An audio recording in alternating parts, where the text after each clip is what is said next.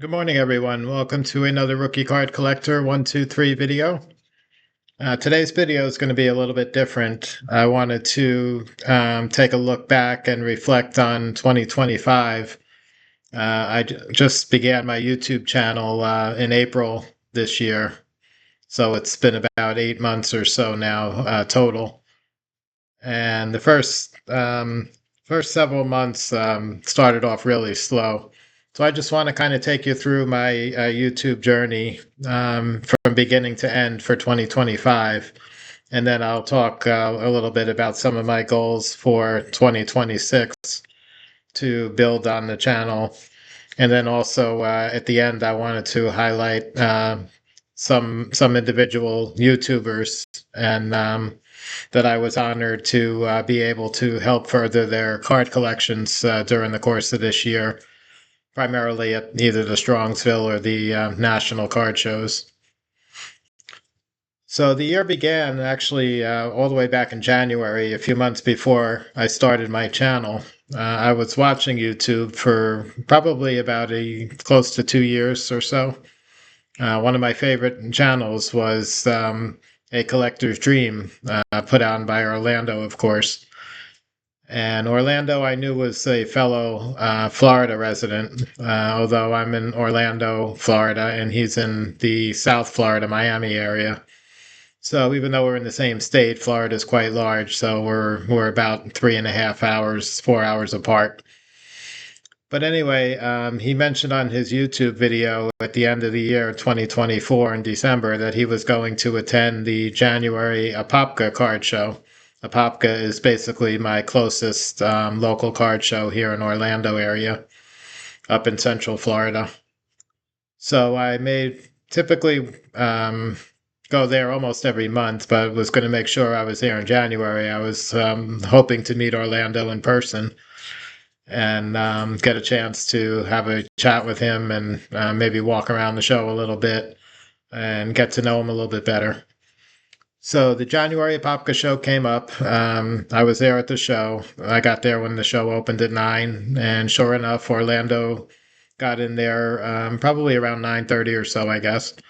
And as his normal routine was for the Apopka show or any of the shows that he attends usually, he did a walkthrough video before walking the show looking for his own cards to put on his YouTube channel. So I waited while he walked around the room and videoed all the tables and all the the good vintage cards there. Then I approached him after that and had a nice little conversation, told him I loved his channel, really enjoyed the Negro and Cuban baseball items that he's shown. You very rarely saw those on YouTube very often. And he was a big Minnie Minoso fan, so we walked around the show. He told me a dealer had a Minoso autographed. I think it was a 50s Topps card that was signed. He saw while he was videoing, and he was trying to go back and find that table again now, and he was having some trouble. So we walked around together. Finally, we found the table. I believe he ended up picking up the card, or actually, no. From what I remember, the dealer wasn't quite ready to sell it yet. I think he was maybe going to have it authenticated, and then maybe reach back out to Orlando. I think that's the way it ended up. I might be wrong. So hopefully Orlando maybe picked up that card ultimately anyway. But had a chance to spend a little bit of time there and made plans for future next time Orlando was up in my area, get out for lunch and get together again. And the same thing if I was down in South Florida. I know he attends the Fort Lauderdale show every month. So if I was down that way on a card show weekend, I would reach out to him and vice versa. So that was a great interaction. But Orlando at the Apopka show, walking around, one of the things he really encouraged me to do was to think about starting a YouTube channel. And I had thought about it. I'm typically not a very outgoing person, so I wasn't sure if this was something that was going to make me nervous. And knowing that people are going to be watching, even though it's not live, they would be watching afterwards. So I kind of kept it in mind, but didn't act on it at all right away. So move forward a few months, and my first time setting up at Strongsville in April this year. I actually had a spot last year.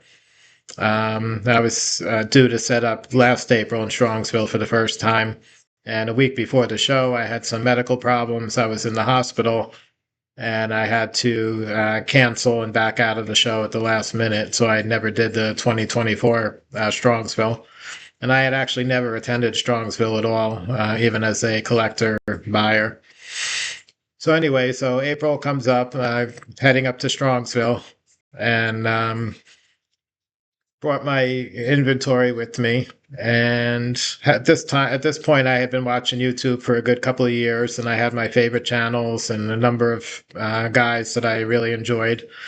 And a couple of people I had emailed, or I guess primarily emailed, about a couple of different cards and things. So I was hoping to meet some of the YouTubers in person for the first time. And of course, I recognized them much easier than they would recognize me because I had not started the channel yet. So nobody even knew what I looked like or who I was. But I reached out and approached, a number of collectors as they came near my table in April, and made several introductions. I got to meet Jason, everyday card collector, was there. I got to meet Orlando, of course, I already knew from the Apopka card show in January. I got to meet, who else was there? I got to meet Darren from Return to Collecting. Theo, the Clemente collector. Mike, baseball collector. And a number of other, I'm probably going to forget if I start trying to name everybody, but I met a lot of people. Mentioned to most of them that I just started my YouTube channel literally the week before Strongsville. I had done one introductory video, and basically that was it. And I was planning to move forward and do videos, and my channel would focus mainly on both Hall of Fame baseball rookies as well as Negro and Latin American memorabilia.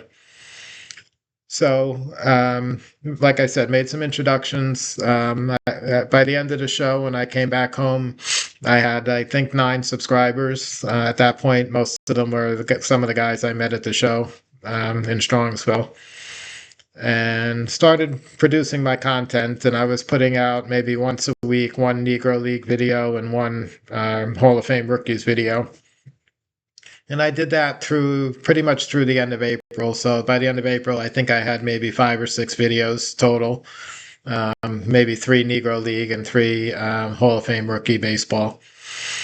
And of course, as it is when everybody starts out, the viewership and all was not very great.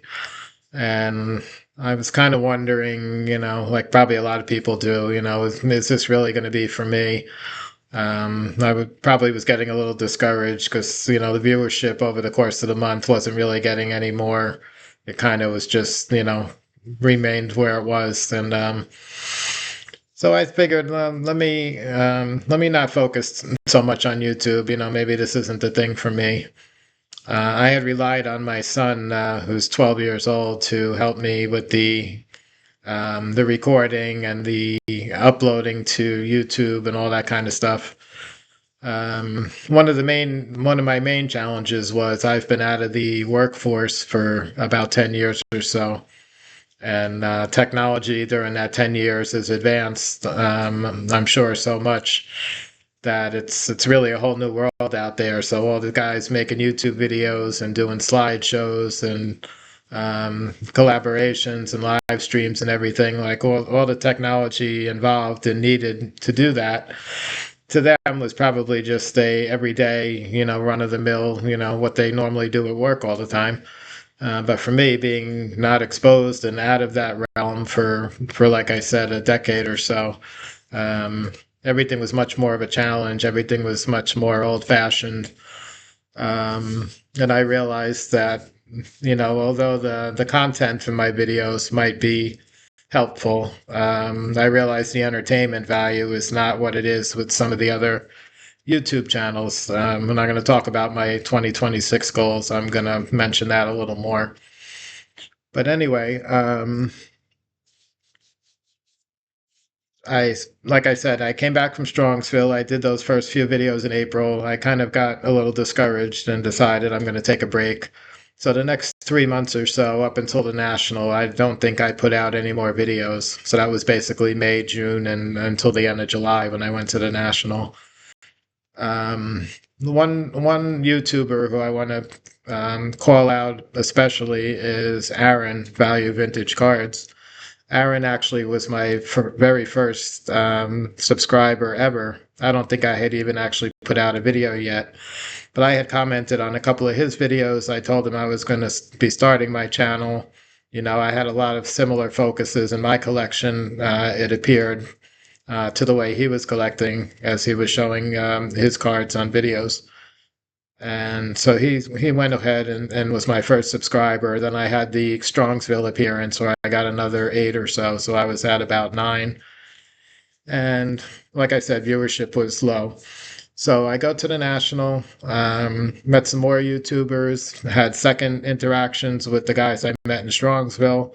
So now I was starting to feel a little more comfortable, started to get a little more of that community feeling. I went to the YouTube get-togethers after Strongsville, the evening one after the show. The national one, I had another commitment. I was there at the national. I was set up, but it was partnering with somebody else, and we had another commitment that I had to go to. So I missed that YouTube get together, which I understand was kind of got messed up because of the promoters and all.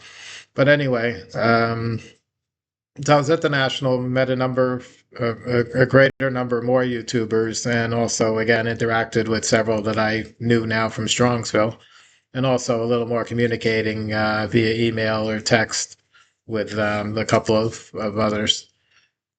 So um, one of the guys I had a conversation with, a longer conversation at the national, was Jason, everyday card collector. And Jason told me when he gets back home, he's going to start up a new series on his channel, and he's going to try to introduce some dealers or collectors that are in the community that he's had positive interactions with, that are not necessarily on YouTube, don't have their own channels, or if they do, they're, not the long time,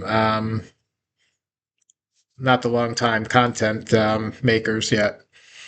So he asked if I'd be interested in coming on and doing one of his first episodes. So I said, sure, I would love that, and hopefully it'll get me a little exposure, and maybe some of your viewership wouldn't mind, a new face in the YouTube community. So we worked it out. I came on Jason's channel a couple of weeks after the national. We had a great conversation. I showed a bunch of my oddball bazookas and post serials and various other baseball card issues, with my Hall of Fame focus on some of the bigger stars. And we had a great, like I said, great conversation.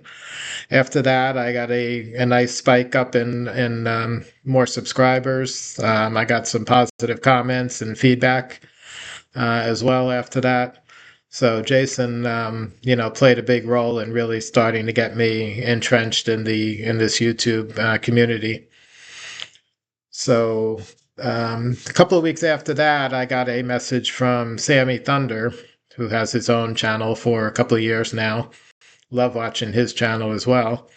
And he reached out and he was trying to put together a collaboration video to show off some rare, scarcer cards. Wanted to know if I'd be interested. Him and Orlando were going to be doing a Sunday night for collectors event.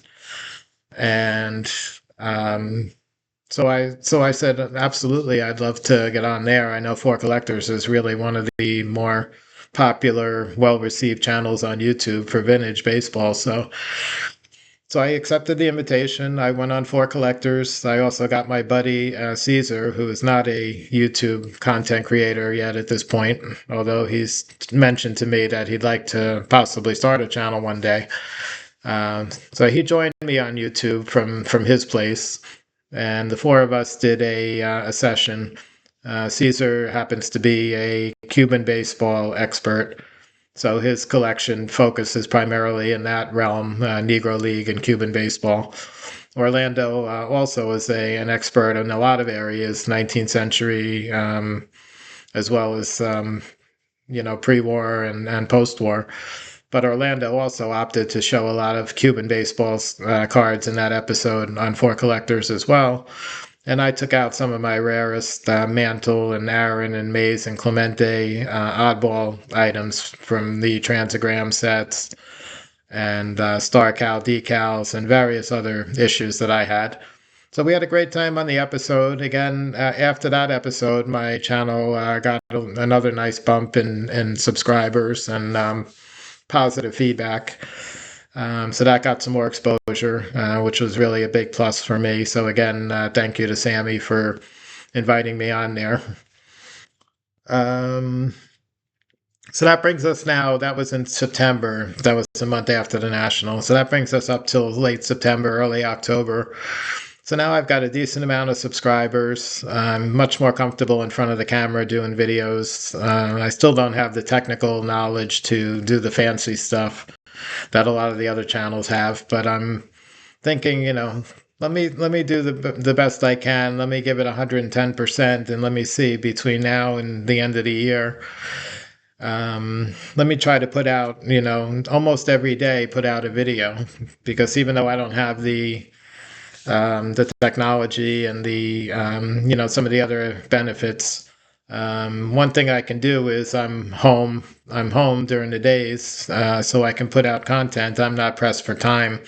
Work is not an issue for me like it is for many others. So I decided I'm going to try to put out a video a day, just about, probably not on the weekends all the time, but at least 5 a week. So my goal for starting in October 1, was going to be put out 5 videos a week indefinitely, for as long as I'm able to do that. So I started doing that, and from October through December, now the past 3 months, I've now got, I think this is my 75th video. And like I said, by the time I went to the National, I think I had only done maybe 6. So in those 3 months, I've done about 70 videos. So I've been able to put the content out. Again, it started off, viewership wasn't huge, and subscriber base was growing, but still, again, wasn't huge compared to a lot of other channels. But I've picked up a lot of momentum over the last 3 months, continuing to plug along and trying to do a video almost every day, and sticking to my areas that I wanted to focus on: the Baseball Hall of Fame rookie cards, as well as the Negro and Winter League baseball memorabilia, cards and memorabilia. And I've gotten to really enjoy putting the videos out. Looking forward to making a video each day and uploading it and getting it out there. I've started to get some more comments and positive feedback on the videos. I've also made connections with collectors I'm going to talk about in a little while. I've helped to fill some holes in some collections, which I'm really happy to be able to have done.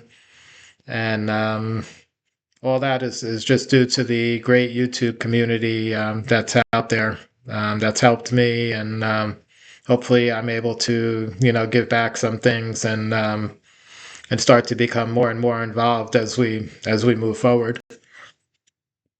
So a little bit for 2026, a few goals that I've looked at and written down. Next year, I've never done any other than the invites that I've received. I have not done any collaboration type of videos on my channel. I've just very recently looked into StreamYard as a hosting service. And I think with StreamYard, I would be able to get, even with the free subscription, I'd be able to get a minimum of a couple hours a month to host the events, or I can invite one or more people onto my channel and do collaboration. So I'm hoping one or two collaborations a month to start in January 2026. I already have one individual who's committed to joining me. So I might be looking for one other individual to start some sort of a series, monthly series, and kind of see how that goes. So my first goal was there. Like I mentioned before, I realized that the entertainment value, the visual part of my videos isn't as nice as a lot of other channels. So I'm going to try to work on things to improve that. Hopefully get some advice from some of the channels that do have much more intricate setups and presentations. I also want to try to upgrade my quote unquote studio here. Maybe try to get better lighting, maybe better equipment for recording, better background. Um, so that's another area that I want to try to improve in my videos in 2026. I also want to try to make sure I get to as many of the larger shows that I'm going to be attending anyway. I want to try to get to all of the YouTube gatherings and become a fixture at those events and develop more and more hobby friendships as I've started to do toward the end of this year with several collectors and several YouTubers already. So those are kind of my goals for 2026. This video is not about the cards. It's just about YouTube, the friendships, the community, my journey into from where I started, where I'm at now. I'm pretty happy with the progress I made. I don't think my channel's fantastic or anything, but I think it's come a long way from April, where I did one video and wasn't really sure this was going to be for me. So right now, I just want to take a couple of minutes to mention a few collectors that I've gotten to know during the course of the year. And on the dealer side of things, I was able to help bring something into the collection that I think they really enjoy, and I'm very happy to have been a part of that. So the first one I'm going to mention is Dan from Dan's Vintage Baseball PC. I know Dan has shown this card on his channel a number of times, but at the National this year, he was able to pick up a 1946-47 Caramello Deportivo card of Martin Diego. And it's a very tough card to find. It's the second Caramello Deportivo series after the 45-46. And it had a special place in Dan's heart because of Orlando's situation earlier in the year, and a commemorative card that Scott from Reindeer Studios had made and given to him. This was the exact same image that was on the commemorative card that Scott had generated. So I was happy to make Dan so pleased to pick up that tough to find card there. Orlando at the National, he was able to pick up a photo that I had for a number of years in my collection. It was a Jose Mendez, who I know is one of Orlando's favorite Cuban baseball players. Was a nice image in uniform and winter ball. Darren returned to collecting. He picked up a Propagandist Montiel Joe DiMaggio card from me, which I know he's shown a number of times on his channel, and that one was a really nice example. When I got it, I really had Darren in mind as the ultimate buyer for it. It was right before Strongsville this year, and I figured Darren would be there, and he was, and he picked up that card for me, and I know I was very happy to have that one in the collection. Sammy Thunder picked up a couple of Willie Mays cards for me that I know he's shown several times. One of them was at Strongsville. That was the Meadow Gold Dairy. Very tough one, came from a milk carton package. It's from 1964, picturing Mays. The carton also had Mantle, Koufax, and Bill Mazeroski. And those, like I said, very hard to find. Populations under 10 on most of those. Jason, everyday card collector, who we've gotten to become good friends with.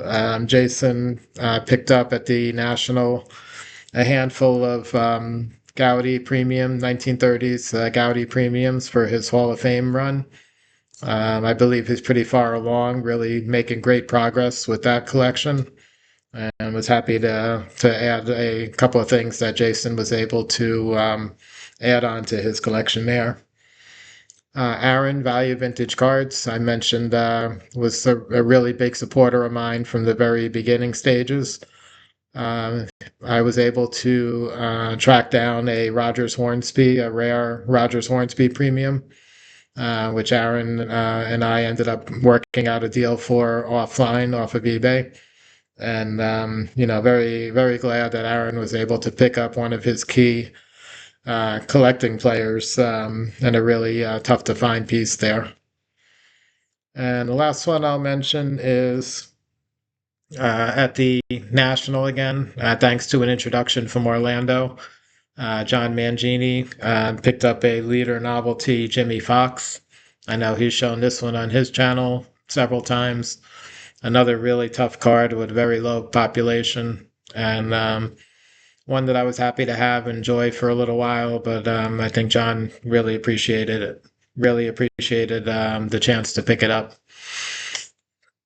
So that's about it for today's video. I just wanted to recap 2025 for me, kind of outline and highlight where I'm hoping to go forward into 2026, things I want to continue to improve on with my videos. And like I said, shout out a number of YouTubers that helped me along the way this year.